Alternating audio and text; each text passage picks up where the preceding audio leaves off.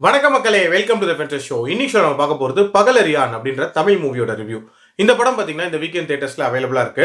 இந்த படத்துல வெற்றி தான் லீட் கேரக்டர் ப்ளே பண்ணிருக்காரு. அண்ட் இந்த படத்தை முருகன் அப்படின்றவர் தான் டைரக்ட் பண்ணிருக்காரு. அண்ட் ஆல்சோ இந்த படத்துல முக்கியமான ஒரு கேரக்டருமே ப்ளே பண்ணிருக்காரு. இந்த படம் ஒரு ராத்திரி நடக்கக்கூடிய ஒரு த்ரில்லர் அப்படின்ற மாதிரி எடுத்திருப்பாங்க. ரெண்டு வித்தியாசமான கதைகளை காட்டியிருப்பாங்க. கதை அப்படின்றது முருகனோட கதை. ஆக்சுவலா இவர் ஒரு கேங்ஸ்டரா இருப்பாரு. தன்னோட தங்கையை தேடி வந்து அந்த இரவு அலையிற மாதிரி காட்டியிருப்பாங்க. இவரோட எதிரிகள் வந்து இவரை எப்படியாவது பழி வாங்கணும் அப்படின்ற மாதிரி காத்துட்டும் இருப்பாங்க. ஸோ தன்னோட தங்கையை இந்த இடைஞ்சலுக்கு நடுவில் தேடி கண்டுபிடிக்கிறாரா இல்லையா அப்படின்ற மாதிரியான ஒரு பிளாட் தனியா போயிட்டே இருக்கும். அப்படியே பேரலா பாத்தீங்கன்னா வெற்றியோட கதை. வெற்றியும் ஒரு கேங்ஸ்டர் தான். ஆக்சுவலா பாஸ்ட்ல அவரோட தந்தையை கொண்டுட்டு ஜெயில் தண்டனை அனுபவிச்சுட்டு திருப்பி வந்திருப்பாரு. அந்த கில்ட் அப்படின்றது அவருக்கு இருக்கும். அவரை ஒரு பொண்ணு லவ் பண்ணும். ஸோ தன்னோட லவ்வரோட எப்படியாவது ஊரை விட்டு ஓடி போலாம் அப்படின்ற மாதிரி அன்னைக்கு நைட்டு முயற்சி பண்ணுவாரு. ஸோ அந்த முயற்சி எப்படி போகுது அப்படின்றது ஒரு செப்பரேட் பிளாட்டா இருக்கும். ஸோ இந்த ரெண்டு பிளாட்டுக்குமான காமன் கனெக்ஷன் என்ன, இவங்களோட மிஷன்ஸ் நிறைவேறிச்சா இல்லையா அப்படின்றத அந்த படத்தோட கதை.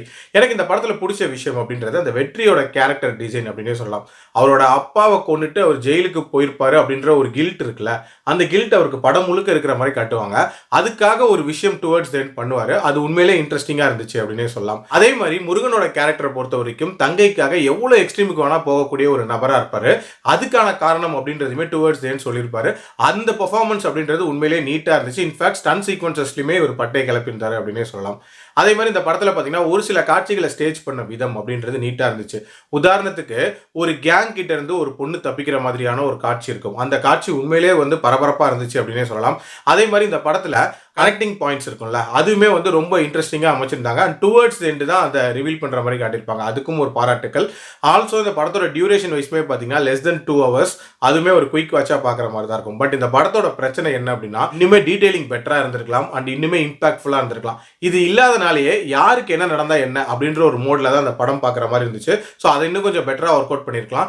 அது மட்டும் இல்லாம இந்த படத்துல மெஜாரிட்டி ஆஃப் த போர்ஷன்ஸ் வந்து ரொம்ப கன்ஃபியூஸ்டு ஸ்டேட்லேயே தான் கொண்டு போயிருப்பாங்க. ரேண்டமா நிறைய காட்சிகள் நடக்கும். எதுக்கு நடக்கும் அப்படின்றது நமக்கு புரியாது. பட் அது புரியலனாலும் ஒரு சில விஷயங்களை கொஞ்சம் எங்கேஜிங்கா டுவர்ட்ஸ் எண்ட் வரைக்கும் கொண்டு போயிருக்கணும். அதை இவங்க பண்ண தவறிட்டாங்க அப்படின்னே சொல்லுவேன். அதே மாதிரி இந்த படத்தோட கிளைமேக்ஸும் அந்த அளவுக்கு கன்வின்சிங்கா இருக்காது அப்படின்னே சொல்லலாம். கொஞ்சம் ஃபோர்ஸ்ஃபுல்லா நிறைய விஷயங்களை இன்க்ளூட் பண்ண மாதிரியான ஒரு ஃபீல் இருந்துச்சு. மற்றபடி இந்த படம் வந்து ஒரு டீசென்ட் அட்டெம்ப்ட் அப்படின்னு தான் சொல்லுவேன். என்னோட ரேட்டிங் இந்த படத்துக்கு 2.5 out of 5. அடல்ட் கண்டென்ட்டை பொறுத்த வரைக்கும் வைலண்டான சில காட்சிகள் இருக்குமே தவிர மற்றபடி பார்க்கலாம். மீண்டும் அடுத்த விமர்சனத்தில் சந்திக்கிறேன். நன்றி, வணக்கம்.